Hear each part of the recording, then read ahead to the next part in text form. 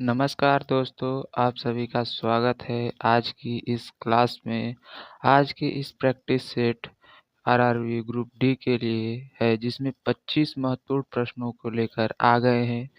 तो सभी प्रश्न बहुत ही महत्वपूर्ण हैं। आप लोग क्लास में शुरू से अंत तक जरूर बने रहिएगा। अगर यदि कोई आपको प्रश्न आ रहा है तो कमेंट भी करते चलिएगा। तो चलिए क्लास को करते हैं शुरू।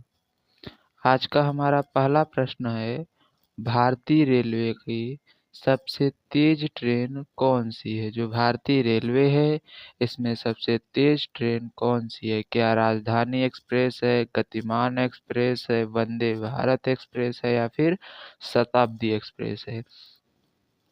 तो भारतीय रेलवे की सबसे तेज ट्रेन वंदे भारत एक्सप्रेस है। कौन सी है? वंदे भारत एक्सप्रेस भारतीय रेलवे की सबसे तेज ट्रेन है।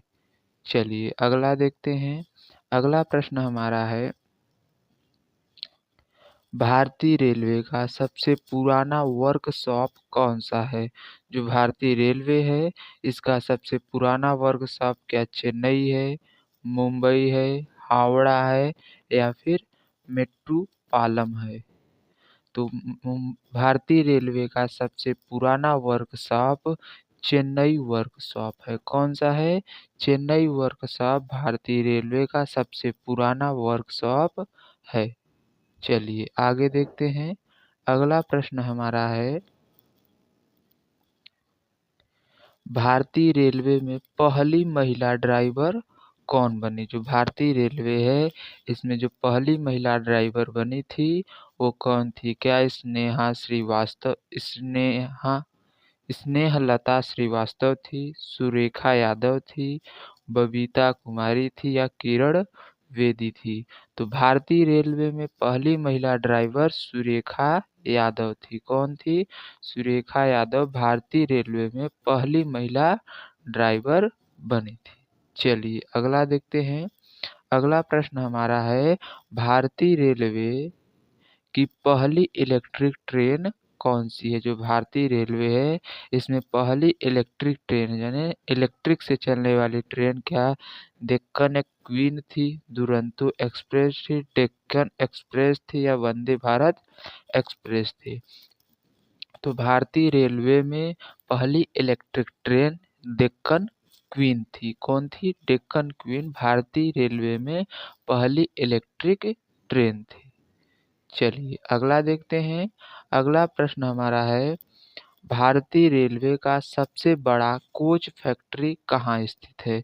जो भारतीय रेलवे है, इसका सबसे बड़ा कोच फैक्ट्री क्या रायबरेली में है, चेन्नई में है, कपूरथला में है या फिर भोपाल में है? तो भारतीय रेलवे का सबसे बड़ा कोच फैक्ट्री कपूरथला में है। कहाँ पर है? कपूरथला में। चलिए आगे देखते हैं। अगला प्रश्न हमारा है, जलियांवाला बाग हत्याकांड किस वर्ष हुआ था?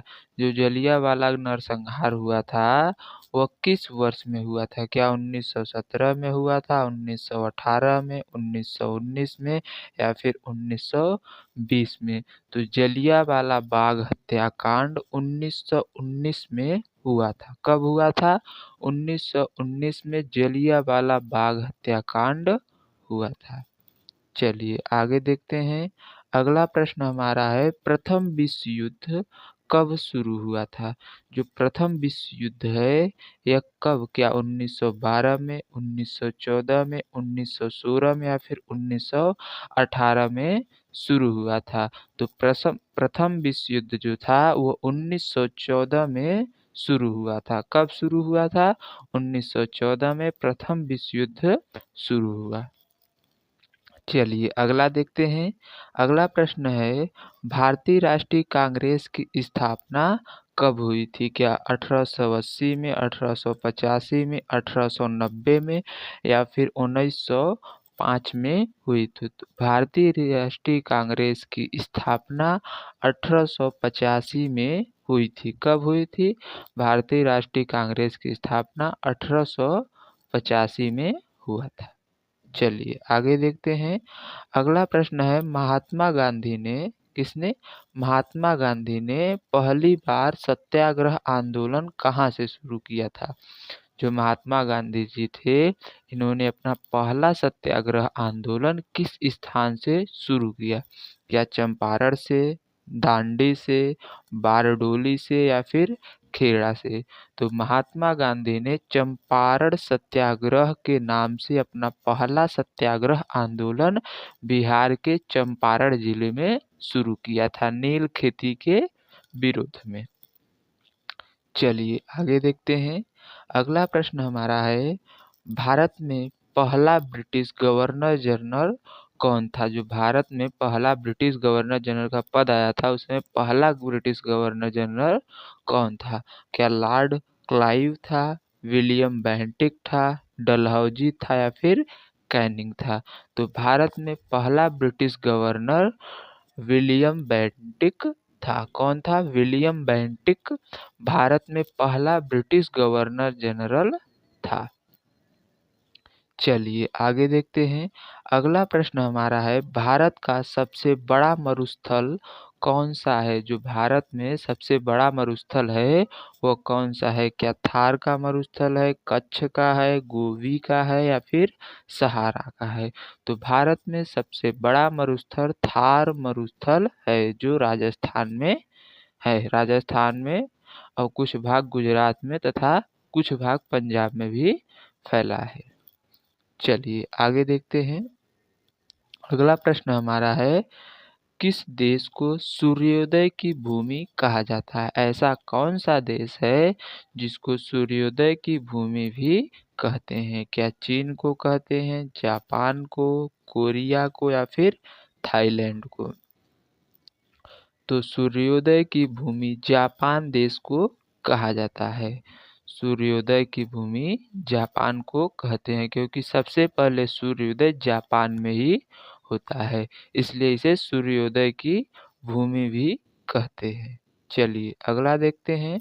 अगला प्रश्न हमारा है, कौन सा महासागर सबसे बड़ा है?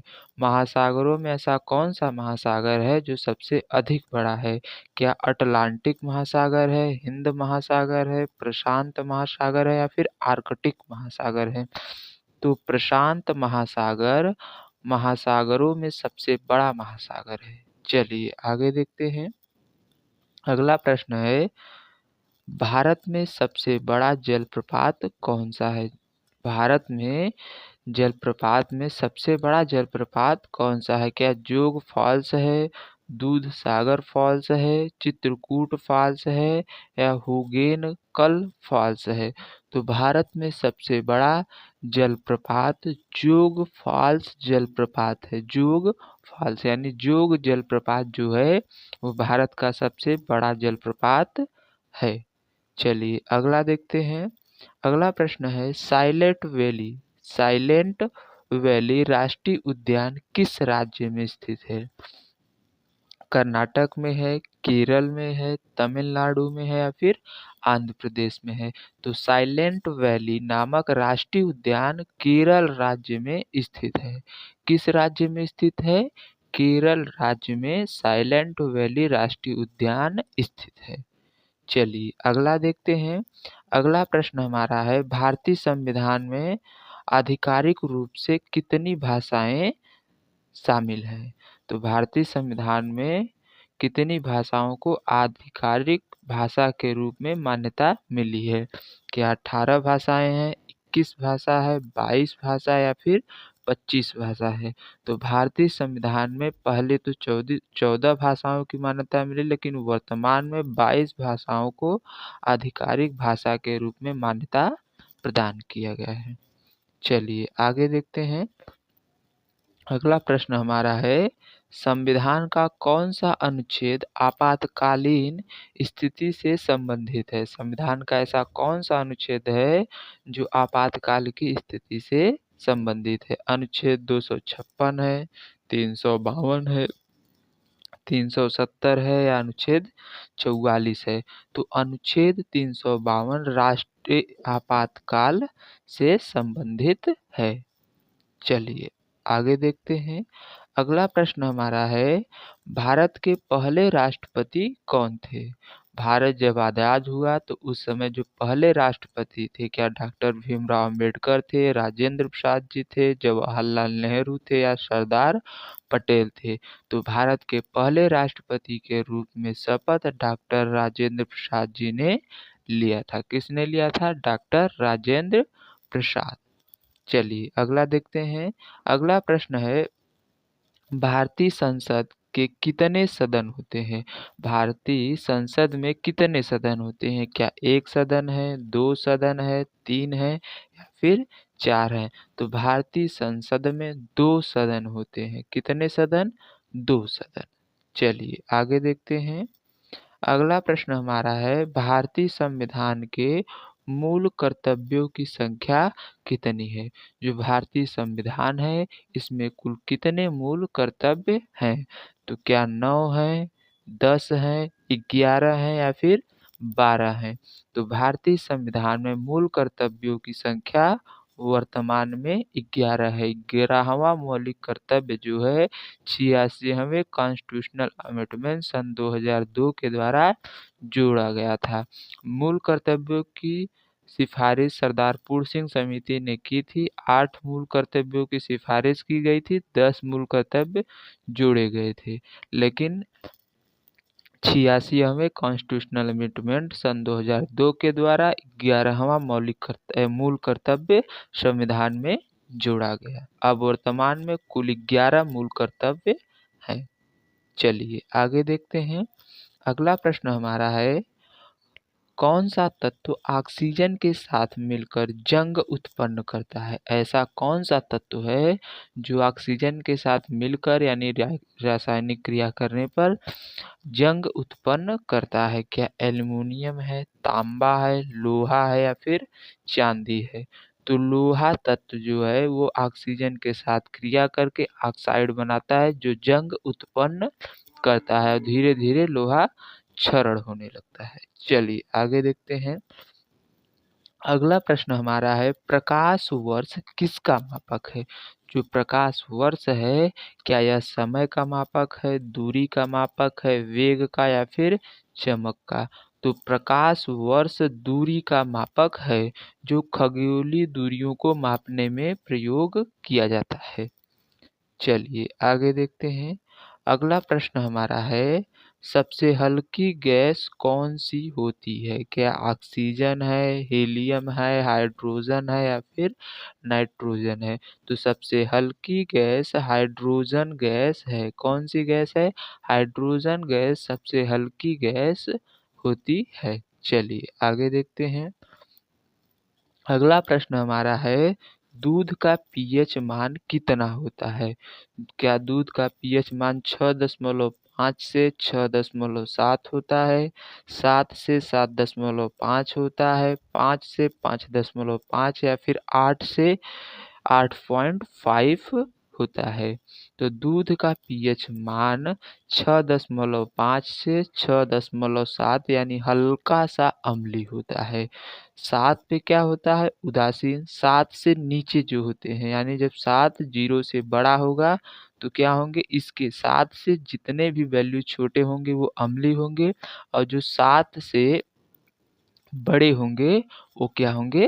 क्षारीय होंगे। तो दूध क्या है? हल्का अम्लीय है। जितना हम नीचे की तरफ जाएंगे यानी जितना वैल्यू कम रहेगा उतना वह अम्लीय होगा और जितना वो 7 के नज़दीक होगा उतना कम अम्लीय और जितना 7 से अधिक होगा उतना अधिक क्षारीय होगा।